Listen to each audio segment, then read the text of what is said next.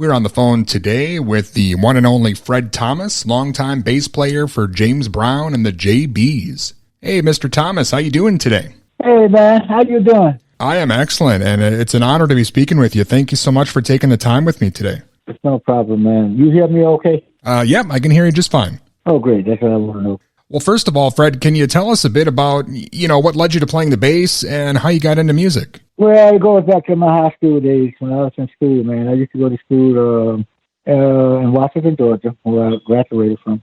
And I used to like to dabble up. Like back in that time, they had every Friday they had what they call the chapter program. Everybody come up and say their little poems and do their little dance and sing and whatnot.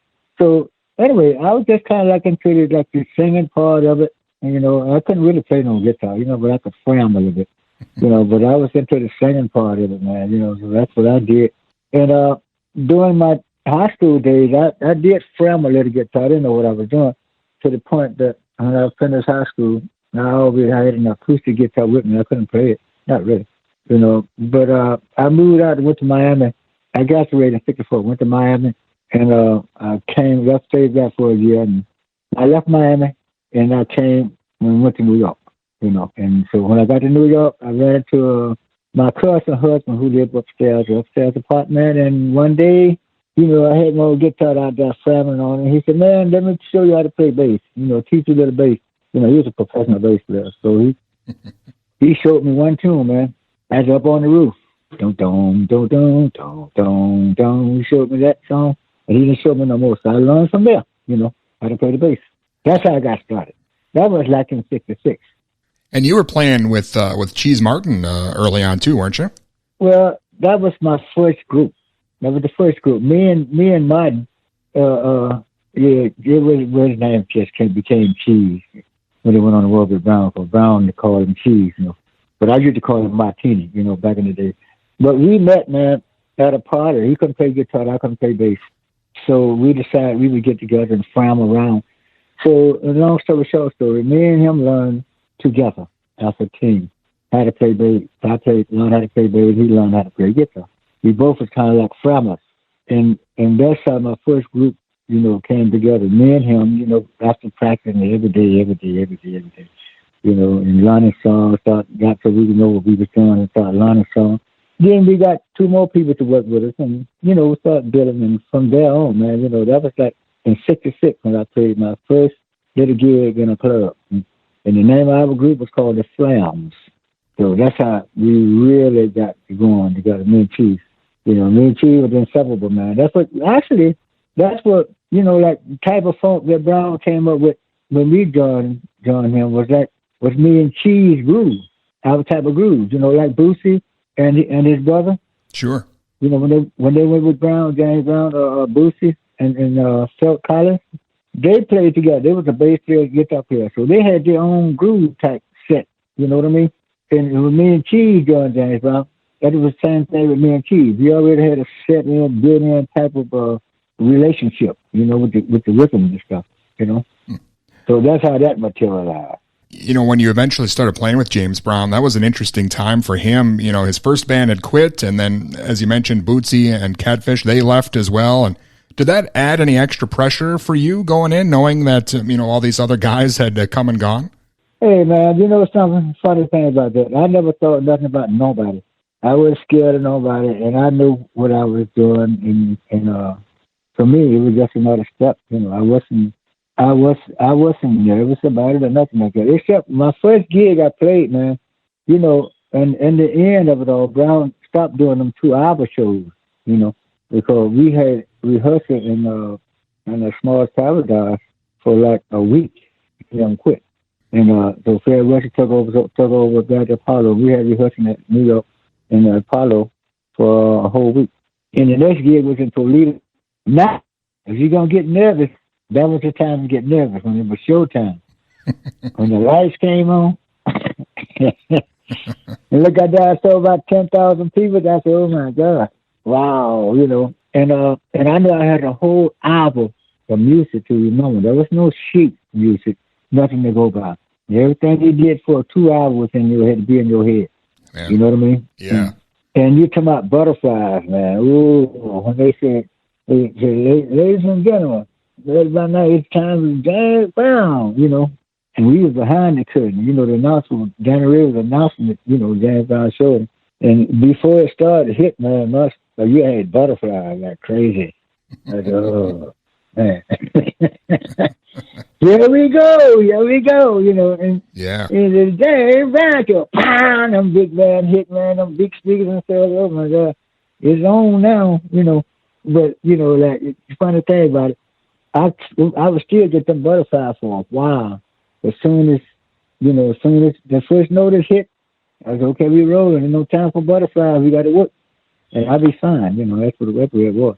But I was more nervous about trying to remember all this stuff, man. James Brown got the hits and the stops and the misses and the kicks and all these signals and stuff. Man, I don't know what he's doing, but hey, man, he put my head to the test. I was fine, though, man. It was crazy. Yeah. Well, and around that time, that was such a important time, not just for James, but for music. I mean, the songs that you guys were doing just in the first few years you joined the band, I mean, those are such important songs, for his catalog. Yeah, man, he got a whole book of that stuff.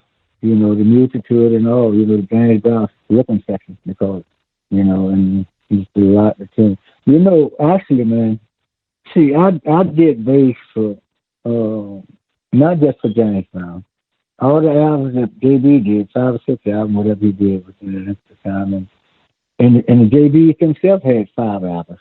Some was a compilation part of other albums, but that was 5 albums that the J.B. did. Then that was Lynn Collins, and then that was Bobby Davis. See, I was recording for all 4 those separate groups. All those groups had albums, And on most of them, I did 85 or 90% of the bass lines on all of that stuff. You know what I mean? So I was a busy body, I tell you that much. But it was good. It was good. But when I look back at it, man, I said, wow, man, that was a hell of a hugger. When people think in terms of the JBs, James Brown, JB, then they never really concentrate on Bobby Bird and Lynn Collins too much, But they was an intricate part of it too, my recordings, some of the biggest hits. And Lynn Collins had the biggest hit of all, man, think. You take 2 to make things all right. That song, man. That was my most sampled bass line. I did a lot of sampled bass lines, man, throughout the years. I found out.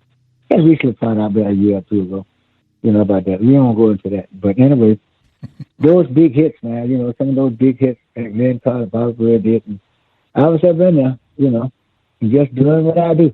You know what I mean? Yeah. As a matter of fact, I'm still doing what I do. So that's a big positive move. Yeah, man. It is incredible when you look back at, all those side projects, and the JBs and James Brown. I mean, it was almost like an assembly line. You were doing, 1-2 albums, probably a month there for a while. Yeah, well, Brown, man, he keep pumping them out. He's pumping them out, man. Like we might be at a gig and say, yeah, we're going to the studio tomorrow. I got this on song. We're going to the studio, And that's for him to break off from a gig, man, and we head up to another town or where we're at, and, or we can record in the town we're in. We record it in the town, But if we wasn't, we could head out somewhere, South Carolina, Georgia, or Cincinnati, somewhere, California, wherever, just record. And that was it. But I tell you one thing, that was all the JBs, the years, man, from 71 to 76, was the last. That's when the JBs really ended, after that. Because the players left, man. The JBs themselves. I mean, I listen to JBs who record all the music we just talking about now. That was the JBs. But after that, there was really no more JBs recordings, at that time. After that, after 76, that wasn't a few. That was a few tunes scattered here and there, but there was no major, hits. I mean, I think the next biggest hit he did was "Living in America," and James Brown band and recorded that song. He had studio musicians that recorded it, but that was about the next biggest hit. He had a few more songs, but that was nothing like the JB's days, man. When we had that unit, man, it was a tight unit, Well, and I'm taking nothing away Fred Weston, man, he did a great job of leading this group, you know. He did, you know, because Stuff Brown used to give him to, right, Fred, you go take this and do that. He give him some scraps, and Fred, so Fred Weston, he got to make sense of it and then give it to us, you know. You know, and he might come in later, Fred, wait, hey, that's good, Fred, you should do you when you get back here, do that, yeah, you know, and, you know, it was cool, man, real cool. So, yeah. Is that what a lot of the recording processes were like? I mean, did you have bass lines and ideas you brought to the studio, or did you just kind of, you know, hit record and see what stuck? No, it was a recording, whatever he wanted. You know, he usually sometimes he would hum a bass line, and the thing about what he hum to you, you know, you can kind of like fix it, you know, to make it groove, you know, because even though it might not make sense to you, you have to find a way to make that fit and groove in there. You know what I mean? Yeah. You know, it might sound like idiotic by itself, but when you put the rest of the rhythm around it, you know, then you got something else going on, you know, and the horns also. You know, I added to bass lines, you know, now that I did, you know, that you give me a bass line, but I add my little thing to it. You know what I mean? You know, I throw my little flavor in there. Yeah, and that's what made like probably a lot of my bass line click. Cause I would throw my flavor in it, man. You know, like I tell you about me and Cheese Martin grooves. You know, my style of grooving. Because think about it, when we played cover music back in the days, then you know, before James Brown, we always try to find a way to make whatever the song is itself. We find our own way to make it better. You know what I mean?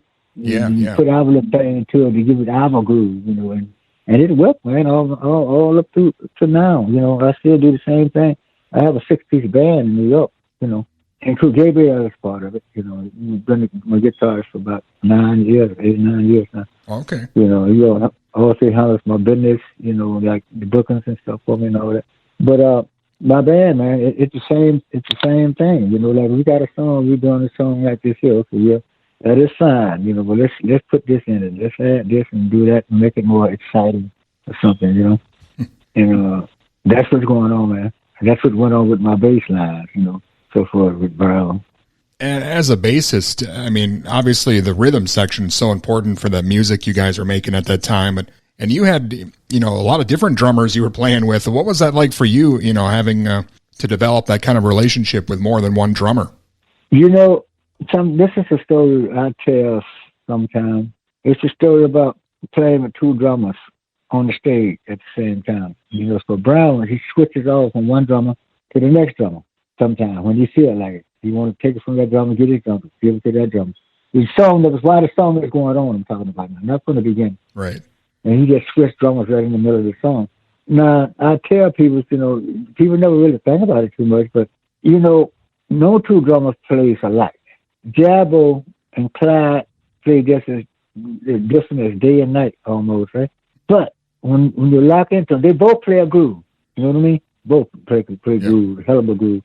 But when you switch over to the next drummer, you know, the potentiality of one drummer and the potentiality of the other drummer, you kind of like have to follow suit to that style, you know. So which means you have to attack your lines a little different. You might have to pull back a little, lay back on it and ride on it. Or you might kind of have to push the drum beat kind of thing, you know. Except for us, like Clyde played with energy, a lot of energy. You know, when he played, you know, he was an aggressive drummer. Jabbo was just kind of like the opposite. Jabbo was more of a laid back, deep in the pocket player. You know what I mean? Yeah.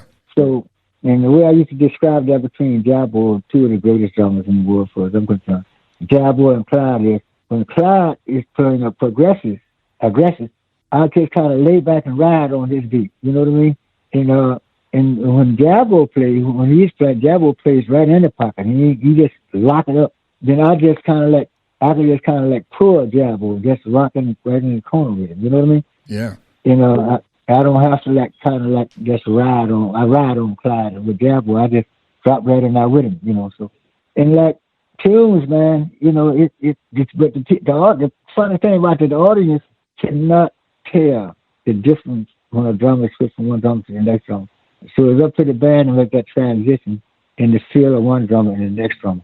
You know what I mean? Yeah, yeah. And the band, and James Brown band, especially the J.B., they had that adaptability, man, to just, when one come in, the other they'll go out, and whatnot.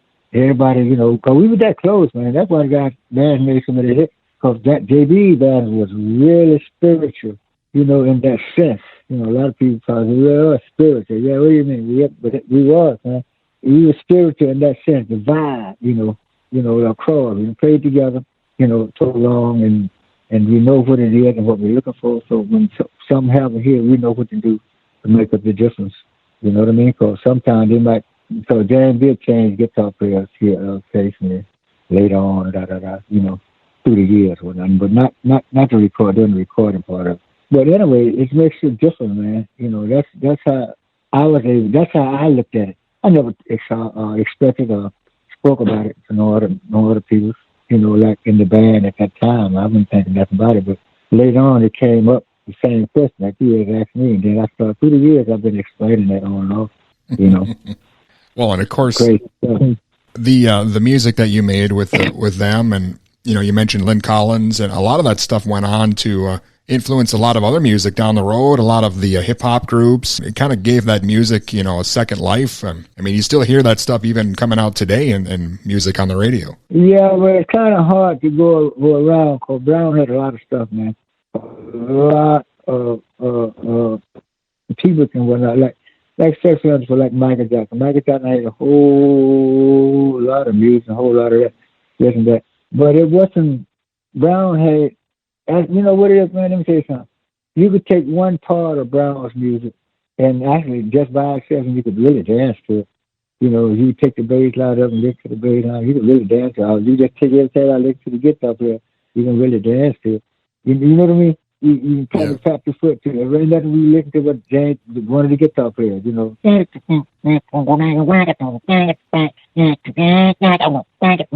dance, you kind of like dance off of that, you know what I mean? And my bass line, I mean, a line like that, you can hear the beat. Even though the beat might not be there, but that's what Brown's music was. The way I looked at it, I mean, you can take each separate part and play it by itself, and you can hear the groove in it. So you imagine what happens when you put all that together. You know what I mean? Yeah. All of his groove. So that's why it was so easy to stop a Brown music, some of his music, from all different parts of his rhythm. That's why it was so easy, man, for guys to stop it. Like a lot of other people's music, their music was just linked up by the book. Brown didn't go by the book. You know what I mean? He didn't write it. He didn't have nobody write nothing for him. He didn't wrote nothing down. He would give Fred West the horn line. Fred, write this down. I want the horn. Just write it down so you don't forget it. You do that. But so far as the rhythm section, none of that was never written. And you listen to like Michael Jackson and a lot of different artists, man, their music is written. They add verbatim. You know what I mean? You got to follow through with that. Oh, listen, this is what is written there, man. So this what you play, that what you play. See, Brown didn't go by what fit together. He went by what sound good together, and he heard each rhythm, each part he gave, he heard rhythm in it. You understand me? He heard rhythm in each part of the rhythm section, and he gave a part too. Because he gave everybody their part separate. Yeah. You play this here, and you give me a chang, and Jimmy, you play he's